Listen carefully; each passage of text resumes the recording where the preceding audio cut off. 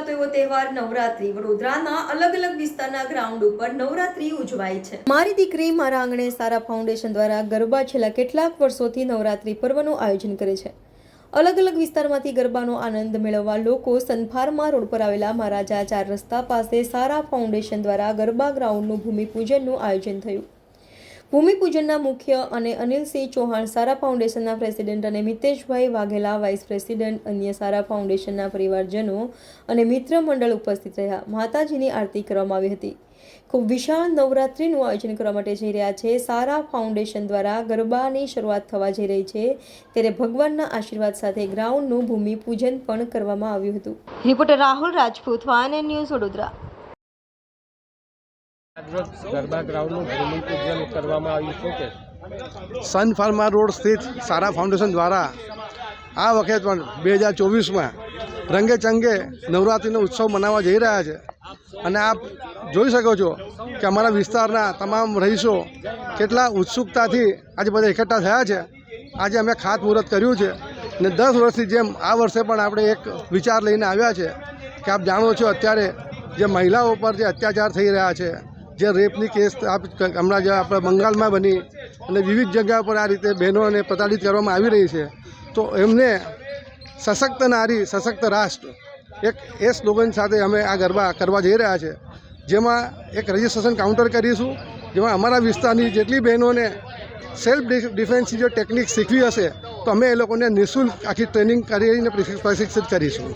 તો એ હેતુથી આ ગરબા અમે કરવા જઈ રહ્યા છીએ। મહિલાઓ માટે બહેનો માટે કોઈ સુવિધા ખરી?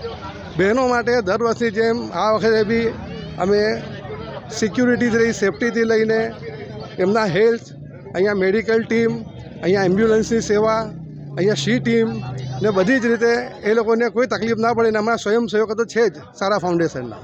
એ રીતે અમે એ લોકોને અમારો બેઝિક કોન્સેપ્ટ એ છે કે અમારી જે બાળકીઓ છે અમારા આંગણે અમારા ત્યાં રમે। દર વર્ષની જેમ જે શેરી ગરબા થતા હતા એ જ રીતે અમારું આ એક મોટો પરિવાર છે સન ફાર્મા જેટલી હિન્દુ સોસાયટીઓ છે એનું આ એક સંગઠન છે ને અમારી બહેનો દીકરીઓ અમે સામે રમે એ હેતુ અમારો મુખ્ય ઉદ્દેશ રહેલો છે દર વર્ષે। એટલે અમારી બહેનો અહીંયા સુરક્ષિત જ રહેવાની છે અને ખૂબ ઉત્સાહથી આ ઉત્સવ મનાવવા જઈ રહી છે। શું નામ આપનું? અનિલસિંહ ચૌહાણ, સારા ફાઉન્ડેશનના પ્રેસિડેન્ટ છું।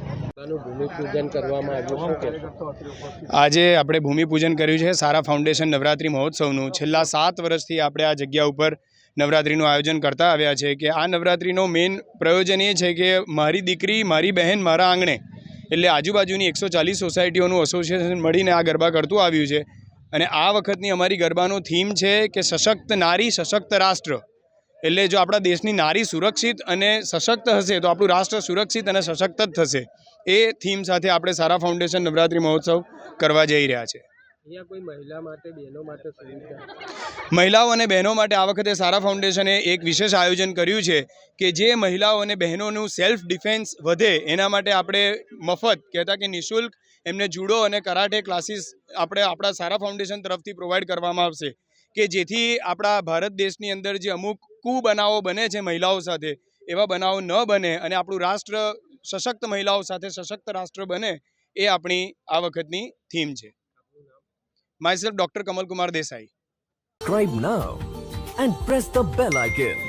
Never miss an update.